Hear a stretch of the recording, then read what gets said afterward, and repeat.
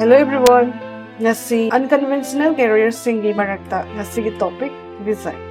Design haibasi karino, design haibasi process amani. Haibadi karigumba ama wakhalda sagalaga madubu maung maring naina planning tawduna objects, interactive system, building amadi vehicles na chingba kaya ama semba adubu. Design industry gi maruoiba thabak sing khara panjarabada web designer, graphic designer, video game designer, textile designer, jewelry designer, fashion designer, product designer asina chingba kaya amasu lei. Hariba thabak sing asi oinabagidamagta ekhoina tamdaba yadraba courses sing adudi Bachelor of Design, Master of Design, Diploma amadi certificate course kaya amasu lei. Hariba course sing asi tamninglabadi 12 pass with 50% score oigadabani. Design tamnanaba entrance exam kara pallabada NIFT, GAT and CAT. NID, DAT asina chingbatsini. Design da career ama sembada sangraba yadaba skills kara panjarabada creativity, communication skills,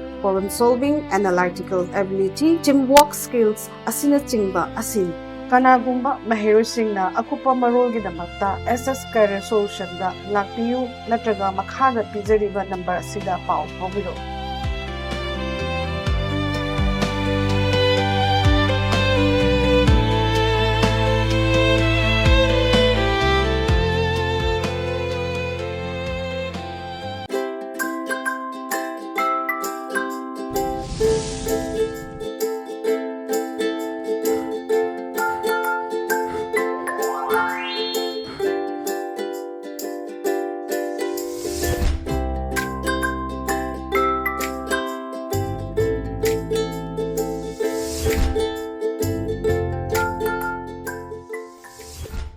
Kurumjari, ELITETV ki test of cartoon mahau ming ta video sing mahau ta tara mukchari maru ngasi infala funga pause sing cartoon sing da cartoon sing na kari haning liba kari phonong liba kari wakal khaling liba do myam da sanunga thamjage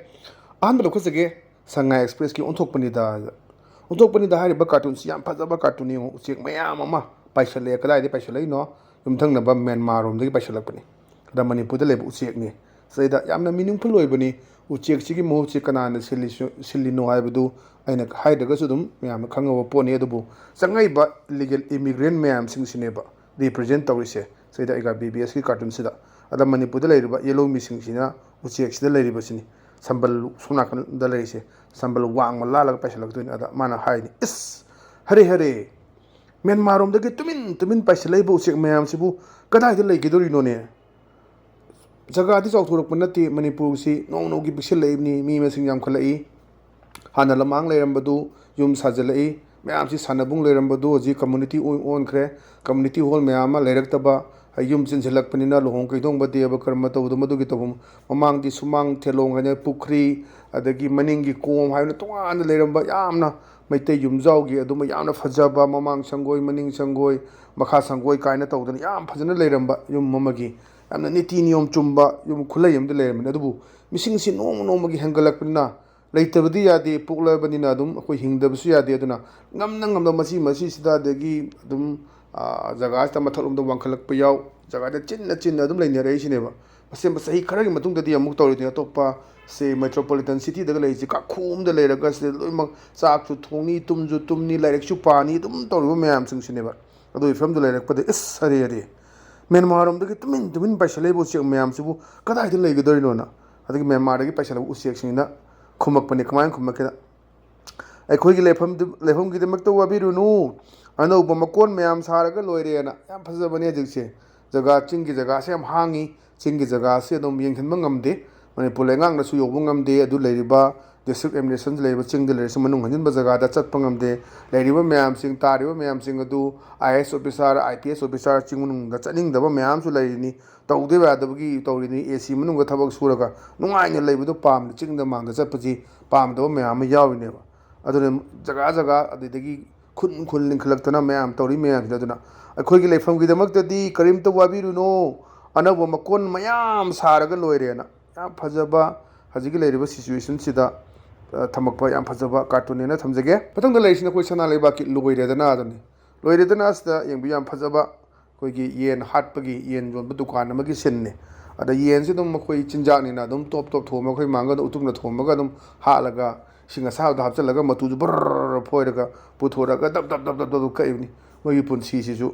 ꯃꯣꯏꯁꯨ ꯄꯨꯟꯁꯤ ꯃꯈꯜ ꯑꯃꯅꯤ ꯃꯣꯏꯁꯨ ꯑꯍꯤꯡꯕ ꯖꯤꯕꯅꯤꯀꯣ ꯃꯣꯏꯁꯨ ꯊꯋꯥꯏ ꯄꯥꯜꯂꯤꯕꯅꯦꯕ ꯑꯗꯨꯕꯨ ꯆꯤꯟꯖꯥꯛꯅꯦꯅ ꯑꯩꯈꯣꯏꯅ ꯆꯥꯔꯦ ꯑꯗ ꯍꯥꯠꯄꯁꯤꯗꯩꯗ ꯌꯥꯝꯅ ꯐꯖꯕ ꯃꯅꯨꯡꯗ ꯑꯥꯔꯊ ꯑꯃ ꯁꯨꯝ ꯐꯨꯝꯃꯒ ꯄꯤꯔꯛꯄꯅꯤ ꯋꯥꯍꯟꯊꯣꯛ ꯑꯃ ꯊꯣꯝꯃꯒ ꯍꯥꯠꯂꯦ ꯌꯦꯟ ꯁꯦꯝꯕꯁꯤꯅ ꯆꯤꯀꯟ ꯁꯦꯟꯇꯔ ꯇꯧꯕ ꯃꯌꯥꯝꯁꯤꯅ ꯌꯦꯟꯁꯤꯅ ꯍꯥꯏꯕꯅꯤ ꯅꯣꯏꯅꯅꯦ ꯑꯩꯈꯣꯏꯕꯨ ꯄꯣꯞ ꯄꯣꯞ ꯊꯣꯝꯂꯕ ꯍꯥꯠꯂꯤꯕꯗꯨꯒꯤ ꯂꯥꯏꯅ ꯋꯥꯔꯛꯂꯤꯕꯅꯤ ꯀꯨꯀꯤꯅ ꯅꯈꯣꯏꯕꯨ ꯀꯥꯞꯇꯨꯅ ꯍꯥꯠꯂꯤꯁꯦꯅ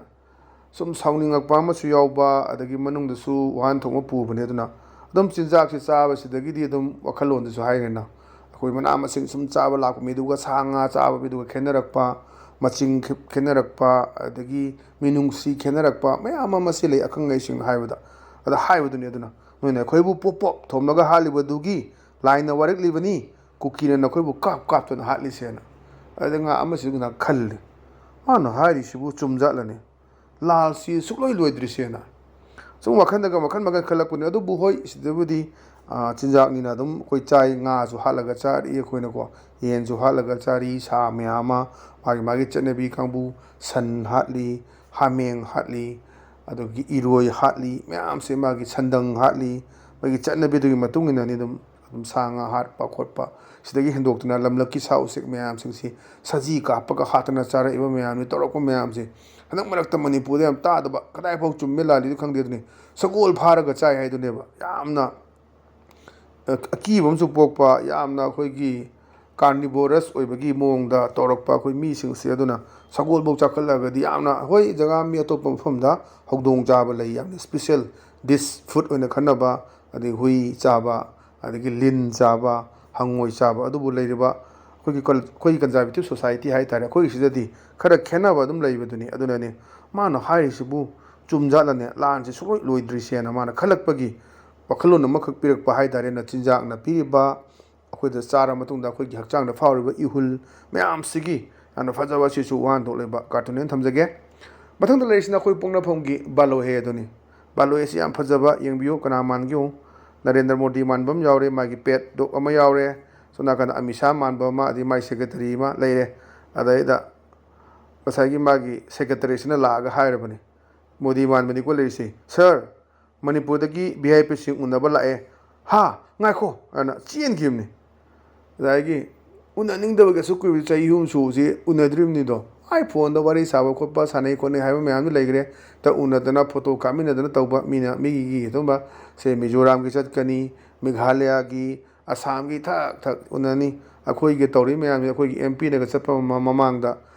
ꯔꯥꯖ꯭ꯌ ꯁꯚꯥꯒꯤ ꯑꯦꯝ ꯄꯤꯅꯒ ꯄꯨꯔꯥ ꯇꯥꯁꯤꯜꯂꯒ ꯌꯥꯝ ꯀꯤꯅꯒ ꯐꯝꯗꯅ ꯀꯩꯗꯧꯕꯩ ꯀꯤꯗꯣꯏꯅꯣ ꯃꯣꯏꯁꯨ ꯃꯤꯅꯤ ꯑꯩꯈꯣꯏꯁꯨ ꯃꯤꯅꯤ ꯑꯩꯈꯣꯏꯒꯤ ꯔꯦꯁꯄꯦꯛꯇ ꯎꯠꯂꯛꯐꯝ ꯊꯣꯛꯄ ꯄꯥꯔꯇꯤꯒꯤ ꯂꯤꯗꯔ ꯑꯃ ꯑꯣꯏꯅ ꯑꯗꯨꯒ ꯄ꯭ꯔꯥꯏꯝ ꯃꯤꯅꯤꯁꯇꯔ ꯑꯃ ꯑꯣꯏꯅ ꯃꯗꯨꯒꯤ ꯔꯦꯁꯄꯦꯛꯇꯨꯗꯤ ꯎꯠꯄ ꯃꯊꯧ ꯇꯥꯏ ꯑꯗꯨ ꯅꯠꯇꯕꯤꯗ ꯍꯦꯛꯇ ꯀꯤꯊꯤ ꯀꯤꯔꯨꯝ ꯑꯉꯥꯡ ꯄꯔꯥ ꯐꯥꯗꯕꯒꯤ ꯐꯝꯍꯜꯂꯒ ꯊꯝꯕ ꯑꯗꯨꯃꯥꯏꯅ ꯇꯧꯗꯅ ꯂꯩꯕ ꯃꯌꯥꯝ ꯐꯣꯇꯣ ꯎꯈꯤꯕ ꯃꯌꯥꯝꯅ ꯍꯥꯏꯅꯈꯤꯕ ꯂꯩꯔꯦ ꯑꯗꯅꯤ ꯌꯥꯝꯅ ꯐꯖꯕ ꯁꯨꯃꯥꯏꯅ ꯇꯧꯔꯝꯒꯗ꯭ꯔꯥ ꯀꯥꯏꯅꯀꯣ ꯑꯩꯈꯣꯏ ꯀꯥꯔꯇꯨꯅꯤꯁ ꯄꯣꯛꯅꯐꯝꯒꯤ ꯁꯗꯥꯟꯗꯅ ꯌꯦꯛꯂꯛꯄꯁꯤ ꯌꯥꯝꯅ ꯋꯥꯍꯟꯊꯣꯛ ꯂꯩ ꯃꯌꯥꯝꯗ ꯃꯅꯤꯄꯨꯔꯗꯒꯤ ꯂꯥꯛꯑꯦ ꯑꯗꯨꯗ ꯎꯅꯅꯤꯡꯗꯅ ꯌꯦꯡꯅꯤꯡꯗꯅ ꯆꯦꯟꯈꯤꯕꯒꯤ ꯃꯑꯣꯡꯅꯦꯕ ꯂꯩꯔꯤꯁꯦ ꯑꯗꯨꯅ ꯁꯥꯔ ꯃꯅꯤꯄꯨꯔꯗꯒꯤ ꯚꯤ ꯑꯥꯏ ꯄꯤꯁꯤꯡ ꯎꯅꯕ ꯂꯥꯛꯑꯦ ꯍꯥꯏꯔꯒ ꯍꯥ ꯉꯥꯏꯈꯣꯛꯑꯒ ꯍꯣꯠꯇꯅ ꯆꯦꯟꯈꯤꯕꯅꯤ ꯌꯥꯝꯅ ꯐꯖꯕ ꯅꯨꯡꯒꯤ ꯑꯥꯔꯊ ꯂꯩꯕ ꯀꯥꯔꯇꯨꯟ ꯑꯣꯏꯅ ꯊꯝꯖꯒꯦ ꯃꯊꯪꯗ ꯂꯩꯔꯤꯁꯤꯅ ꯑꯩꯈꯣꯏ ꯍꯨꯏꯌꯦꯟ ꯂꯥꯟꯄꯥꯎꯒꯤ ꯑꯁ ꯂꯣꯏꯔꯦ ꯍꯥꯏꯕꯗꯨꯅꯦꯕ ꯁꯤꯗ ꯌꯥꯝ ꯐꯖꯕ ꯃꯟꯇ꯭ꯔꯤ ꯃꯟꯗꯣꯜꯒꯤ ꯏꯃꯨꯡ ꯑꯃꯅꯤ ꯃꯥꯒꯤ ꯂꯣꯏꯅꯕꯤꯁꯤꯒ ꯇꯧꯔꯒ ꯇꯤꯚꯤꯒ ꯌꯦꯡꯗꯅ ꯆꯥꯒ ꯊꯛꯑꯒ ꯃꯆꯥꯒ ꯇꯧꯔꯒ ꯄꯨꯟꯅ ꯂꯩꯕꯒꯤ ꯁꯤꯟ ꯑꯃꯈꯛ ꯀꯥꯔꯇꯨꯅꯤꯁꯅ ꯁꯥꯒꯠꯂꯛꯄꯅꯦ ꯑꯗꯩꯗ ꯉꯁꯥꯏꯒꯤ ꯅꯨꯄꯤꯁꯤꯅ ꯍꯥꯏꯕ ꯇꯥꯔꯦ ꯃꯟꯇ꯭ꯔꯤꯒꯤ ꯅꯨꯄꯤꯁꯤꯅ ꯑꯩꯈꯣꯏꯅ ꯍꯨꯕꯗꯤ ꯀꯔꯤꯝ ꯈꯪꯗꯦ ꯃꯣꯏꯕꯥ ꯑꯅ ꯍꯥꯏꯕꯅꯤ ꯑꯗ ꯃꯟꯇ꯭ꯔꯤꯁꯤꯅ ꯈꯨꯝꯃꯛꯄꯅꯤ ꯃꯤꯅ ꯍꯨꯕ ꯎꯔꯗꯤ ꯏꯀꯥꯏꯅꯤꯍꯦ ꯃꯃꯥ ꯑꯗ ꯃꯤꯅ ꯍꯨꯕ ꯎꯔꯗꯤ ꯏꯀꯥꯏꯅꯤꯍꯦ ꯃꯃꯥ ꯑꯗꯨꯕꯅꯤ ꯑꯗꯨꯒ ꯃꯣꯏꯕꯥ ꯑꯩꯈꯣꯏꯅ ꯍꯨꯕꯁꯤꯗꯤ ꯀꯅꯥꯝ ꯈꯪꯗꯦ ꯑꯗꯨꯅ ꯑꯆꯧ ꯑꯆꯧꯕ ꯆꯥꯔꯤꯕ ꯃꯌꯥꯝꯗꯨꯗꯤ ꯑꯩ ꯁꯦꯟ ꯆꯥꯖꯗꯦ ꯃꯌꯥꯝ ꯑꯃ ꯂꯩꯕ ꯃꯌꯥꯝꯗꯣ ꯑꯩ ꯁꯦꯟ ꯆꯥꯏꯅ ꯀꯃꯥꯏꯅ ꯄꯤꯗꯣꯏꯅꯣ ꯑꯩ ꯁꯕꯥ ꯅꯣꯡꯕꯁꯤꯒꯤ ꯂꯨꯄꯥ ꯂꯥꯛ 35 ꯄꯤꯔꯝꯃꯦꯅ ꯁꯦꯜꯐꯤꯒ ꯇꯧꯔꯒ ꯊꯥꯒꯠꯄ ꯉꯝꯕ ꯀꯅꯥ ꯂꯩꯒꯗꯒꯦ ꯃꯅꯤꯄꯨꯔꯗ ꯂꯩꯔꯣꯏ ꯑꯗꯨꯅ ꯁꯤꯗꯩꯗꯅꯤ ꯌꯥꯝꯅ ꯑꯋꯥꯡꯕ ꯊꯥꯛꯇ ꯍꯥꯏꯇꯥꯔꯦ ꯃꯟꯇ꯭ꯔꯤ ꯃꯟꯗꯣꯜꯁꯤꯡꯅ ꯆꯥꯏ ꯍꯥꯏꯕꯒꯤ ꯑꯗꯨꯝꯕ ꯃꯌꯥꯝꯅ ꯅꯤꯝꯐꯨ ꯉꯥꯡꯅꯕꯗꯣ ꯍꯣꯏ ꯎꯕꯗꯤ ꯌꯥꯎꯗꯦ ꯍꯣꯏ ꯄꯤꯔꯤꯕ ꯂꯧꯔꯤꯕꯗꯨꯕꯨꯗꯤ ꯈꯪꯅꯔꯝꯒꯅꯤ ꯑꯩꯅ ꯑꯁꯨꯛ ꯃꯉꯣꯟꯗ ꯄꯤꯔꯝꯕꯅꯤ ꯃꯟꯇ꯭ꯔꯤꯒꯤ ꯃꯁꯥꯃꯛꯅ ꯂꯧꯗ꯭ꯔꯁꯨ ꯃꯥꯒꯤ ꯂꯣꯏꯅꯕꯤꯅ ꯅꯠꯇ꯭ꯔꯒ ꯃꯥꯒꯤ ꯁꯦꯀ꯭ꯔꯦꯇꯔꯤ ꯂꯩꯔꯤꯕ ꯑꯗꯒꯤ ꯃꯥꯒꯤ ꯑꯦꯖꯦꯟ ꯃꯥꯒꯤ ꯗꯦꯛꯁꯇ ꯐ꯭ꯔꯟ ꯗꯦꯛꯁꯇ ꯐꯝꯃꯤꯕꯗꯨꯅ ꯂꯧꯍꯧꯕꯅꯤ ꯍꯥꯏꯁꯤꯗꯤ ꯃꯁꯥ ꯃꯁꯥ ꯂꯣꯏ ꯈꯪꯅꯔꯤ ꯂꯣꯏ ꯄꯥꯟꯅꯔꯤ ꯉꯥꯛꯇꯅꯦꯕ ꯑꯗꯨꯅ ꯍꯧꯖꯤꯛꯁꯨ ꯍꯧꯖꯤꯛ ꯊꯕꯛ ꯃꯌꯥꯝ ꯀꯧꯗꯣꯔꯦ ꯍꯧꯖꯤꯛ ꯑꯩꯈꯣꯏ ꯑꯣꯖꯥꯒꯤ ꯄ꯭ꯔꯥꯏꯃꯥꯔꯤ ꯇꯤꯆꯔꯒꯤ ꯑꯗꯩ ꯇꯤꯆꯔꯒꯤ ꯀꯣꯟꯇ꯭ꯔꯦꯛꯇ 1,000ꯒꯤ ꯃꯊꯛꯇ ꯀꯧꯔꯗꯤ ꯑꯩꯅ ꯉꯔꯥꯡ ꯀꯦꯕꯤꯅꯦꯠꯅ ꯗꯤꯁꯤꯖꯟ ꯂꯧꯈꯤꯗꯨꯅꯤ ꯑꯗꯨꯅ ꯌꯦꯡꯕ ꯇꯥꯕꯅꯤ ꯑꯗꯅꯤ ꯃꯣꯏ ꯕꯥ ꯑꯩꯈꯣꯏꯅ ꯍꯨꯕꯨꯗꯤ ꯀꯔꯤꯝ ꯈꯪꯗꯦꯅꯦ ꯃꯣꯏ ꯕꯥ ꯅꯪꯕꯣꯅ ꯍꯥꯏ ꯀꯥꯟꯗ ꯍꯣꯏꯅꯦ ꯃꯃꯥ ꯃꯤꯅ ꯎꯕ ꯎꯔꯗꯤ ꯏꯀꯥꯏꯅꯦ ꯃꯃꯥ ꯅꯪꯕꯣꯅ ꯍꯥꯏꯕ ꯌꯥꯝꯅ ꯐꯖꯕ ꯑꯗꯨꯝꯕ ꯀꯥꯔꯇꯨꯟ ꯍꯦꯟꯅ ꯊꯝꯖꯒꯦ ꯃꯊꯪꯗ ꯂꯩꯔꯤꯁꯤꯅ ꯑꯩꯈꯣꯏ ꯄꯤꯄꯜꯁ ꯀ꯭ꯔꯣꯅꯤꯀꯜꯒꯤ ꯁꯦꯇꯔꯗꯦ ꯁꯇꯥꯌꯔ ꯑꯗꯨꯅ ꯌꯥꯝ ꯐꯖꯕ ꯀꯅꯥ ꯀꯅꯥ ꯃꯥꯟꯒꯦ ꯑꯗꯨꯝ ꯍꯥꯏꯖꯔꯛꯀꯦ ꯃꯦꯟꯅ ꯃꯥꯟꯕꯗ ꯁꯤꯗꯩꯗ ꯑꯩꯈꯣꯏꯒꯤ ꯑꯃꯤꯠ ꯁꯥꯍ ꯃꯥꯟꯕ ꯑꯃ ꯌꯥꯎꯔꯦ ꯑꯩ ꯁꯣꯝ ꯅꯥꯀꯟꯗ ꯑꯩꯈꯣꯏꯒꯤ ꯍꯣꯝ ꯃꯤꯅꯤꯁꯇꯔ ꯃꯥꯟꯕ ꯑꯃ ꯌꯥꯎꯔꯦ ꯒꯣꯕꯤꯟꯗ ꯁꯣꯝ ꯅꯥꯀꯟꯗ ꯑꯩꯈꯣꯏꯒꯤ ꯆꯨꯕꯥꯒ ꯇꯧꯔꯤꯁꯤꯅ ꯑꯩꯈꯣꯏꯒꯤ ꯅꯋꯥ ꯔꯥꯙꯦꯁ꯭ꯌꯥꯝ ꯃꯥꯟꯕ ꯑꯃ ꯌꯥꯎꯔꯦ MLA ꯔꯥꯙꯦꯁ꯭ꯌꯥꯝ ꯃꯥꯟꯕ ꯑꯃ ꯑꯗꯨ ꯌꯥꯎꯕꯅꯤ ꯑꯗꯩꯗ ꯃꯣꯏꯅ ꯎꯅꯔꯒ ꯈꯨꯠ ꯂꯣꯟꯅꯔꯒ ꯉꯔꯥꯡꯁꯨ ꯌꯥꯎꯋꯤ ꯎꯅꯈꯤꯕꯒꯤ ꯌꯥꯎꯕ ꯃꯌꯥꯝ ꯑꯃ ꯎꯠꯈ꯭ꯔꯦ ꯑꯩꯈꯣꯏ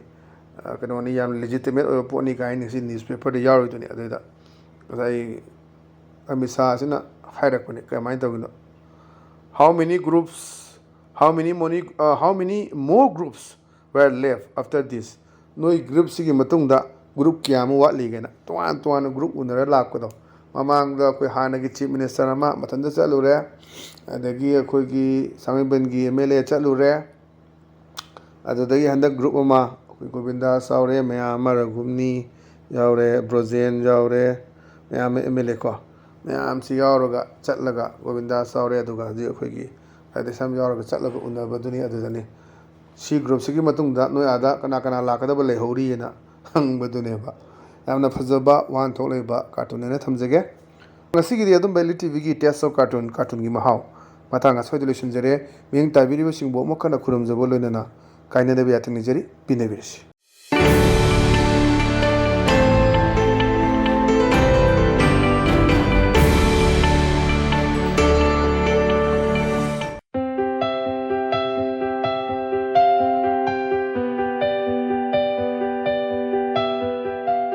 Hello everyone! Ngasi unconventional career singi marakta ngasi ki topic design.